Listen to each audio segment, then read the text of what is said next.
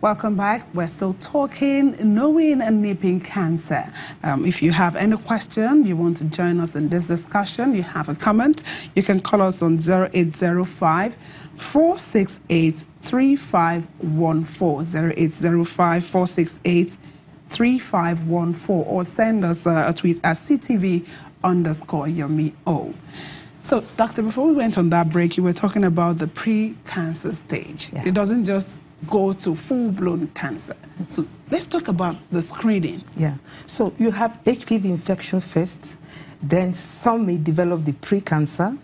Not everybody that gets in. If you have persistent infection with the high-risk HPV types, you get the pre-cancer. The pre-cancer can be detected by screening. Now, when you treat, if you detect the pre-cancer and you treat the pre-cancer, then it prevents you from getting what you call the invasive, the full-blown cancer. You know, so there are a lot of screening methods, cytology, HPV testing, and all those, you know, VIA. There are many screening methods for detecting the pre-cancer stage. So when you detect, so this cancer, like I tell everybody, is giving us time to prevent it. You can prevent the acquisition of the HPV by the vaccine. You can prevent detect the pre-cancer stage, treat it, and prevent the development of the full-blown cancer. So when you see a woman with full-blown cancer, it's really sad because, you know, this is one of the preventable cancers that we have. One of them, yeah. Okay, so let's talk about the screening more. How often should a woman screen for cervical cancer, and who should go for the screening? What age range? Well, I would say from 25 years upwards, you should start if you are sexually active. You know, when I say sexually active, I mean you've had sex before. You know, that's vaginal sex, if you've had it before, not somebody that is having sex every day, you know. But if you are sexually active, you should start, you know, screening around 25, age of 25 and upwards. So in a year, how many times? No, is it? I mean, if you are screened and you are negative, you can go for 3 years. Now, there's a new screening method, the HPV screening. They can actually detect the HPV in your cervical. I mean, they do a smear from your cervix, okay? So if you do HPV screening and you are negative, because I told you earlier that the cancer is caused by HPV. So if you do HPV screening and you are negative, you can actually wait for another 5 years before going for another screening. And then the vaccine? Oh, the vaccine is actually, anybody can take the vaccine, I just want to, you know. But then if you say anybody? Yes, every woman. But what I say is, for cost effectiveness of it, it's usually given to girls between the age of 9 and 13. If the government, like in the cancer control program, is giving money to prevent cervical cancer, government is not going to spend money vaccinating people like me. They'll go vaccinating young girls, okay? But it doesn't mean that I can't go for the vaccine. So they can start vaccinating girls between the ages of 9 and 13. And why is this so? Because they are, you know, HPV naive. They haven't been affected by the HPV. So the vaccine can prevent them from getting the HPV. How many doses? Well, there's, you know, between 2 and 3. For younger girls, it's now been reduced to about 2 doses.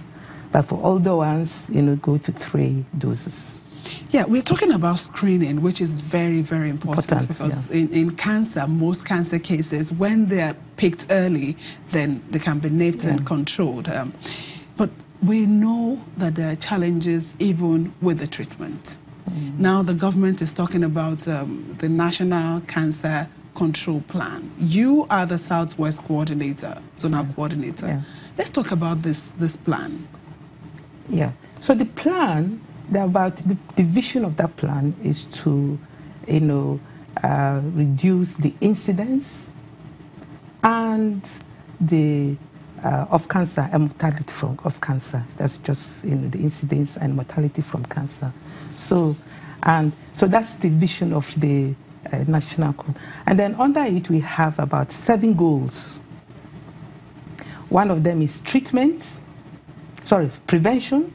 So that prevention, that's where screening comes. We want to make screening available to many women, or, like cervical cancer available. And then we have the treatment. We have to make treatment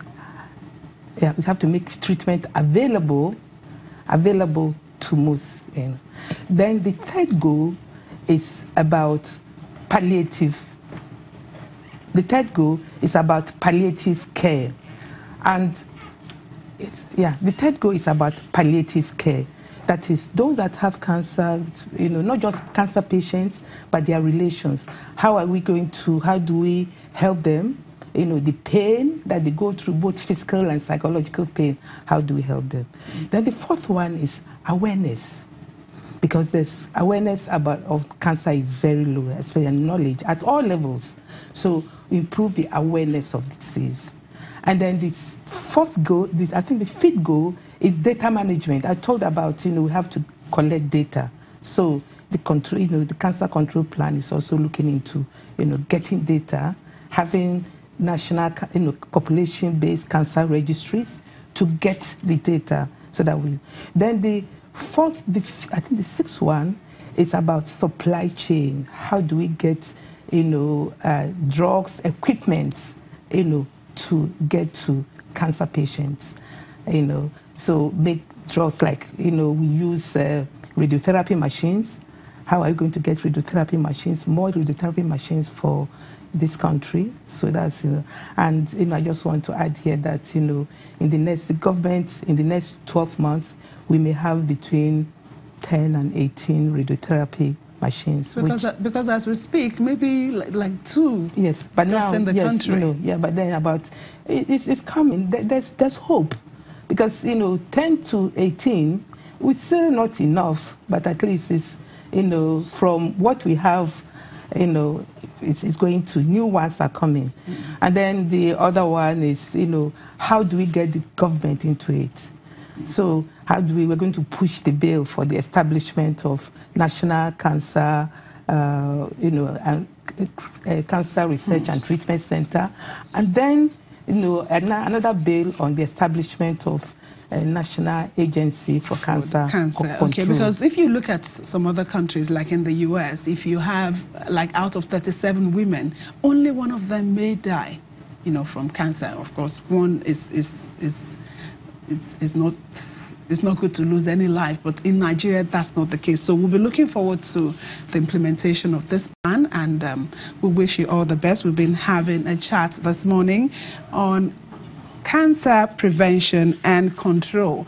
Our guest has been Professor Rose Anolu, who is a consultant obstetrics and gynecologist and the Southwest coordinator of the National Cancer Control Program.